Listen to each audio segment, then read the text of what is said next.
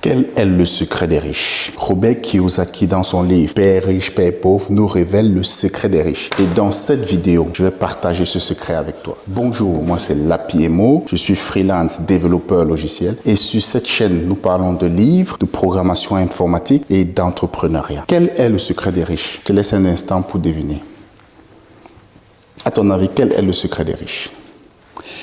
Le secret des riches est que les riches possèdent et agissent à travers leurs entreprises. Et parce qu'ils possèdent et agissent à travers leurs entreprises, ils payent moins d'impôts. Attardons-nous sur les impôts. Attardons-nous sur l'histoire des impôts. Au départ, l'impôt sur le revenu n'existait pas. En tout cas, du moins, ça existait de façon ponctuelle. C'est-à-dire que quand il y avait, par exemple, une guerre où les États avaient dépensé énormément d'argent, ils mettaient en place l'impôt sur le revenu pendant un certain temps et après l'impôt était levé. Mais Robert Kiyosaki explique que les États ont pris goût à manipuler autant d'argent. Donc, ils voulaient mettre cet impôt de façon permanente. Et ce qui s'est passé, il fallait vendre cette idée d'impôt sur le revenu de façon permanente. Et l'idée que les États ont mis en avant, et ça a pris près de 50 ans aux États pour vendre cette idée de l'impôt sur le revenu. Et l'idée que les États ont mis en avant, c'était qu'ils voulaient récupérer une partie aux riches pour pouvoir redistribuer dans la société. Donc ça a été voté massivement. Déjà en l'occurrence, c'est en 1874 que l'impôt sur le revenu a été de façon permanente en Angleterre et en 1913 aux États-Unis. C'est-à-dire qu'avant ça, l'impôt sur le revenu n'était pas quelque chose de permanent.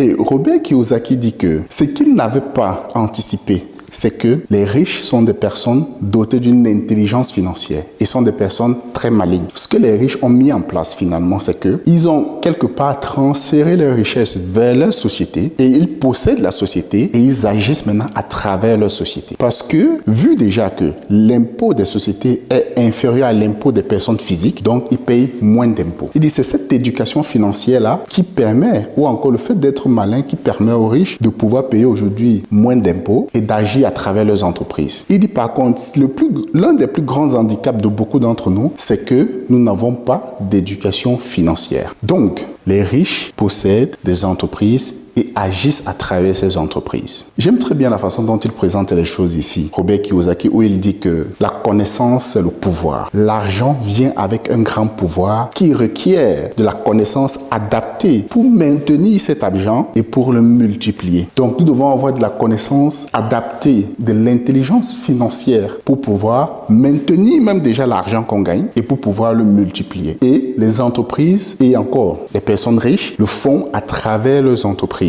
à travers les entreprises qu'ils possèdent. En résumé, quand on est salarié, qu'est-ce qui se passe? On gagne de l'argent, on paye les impôts et ensuite on dépense. C'est-à-dire que on gagne de l'argent, une partie, et en fonction de ce qu'on gagne, est prélevée. Et ensuite seulement, on paye nos dépenses. Par contre, quand on est une entreprise, on gagne de l'argent, on paye nos dépenses et seulement après, on paye les impôts. Et ça change tout. L'ordre n'est pas le même.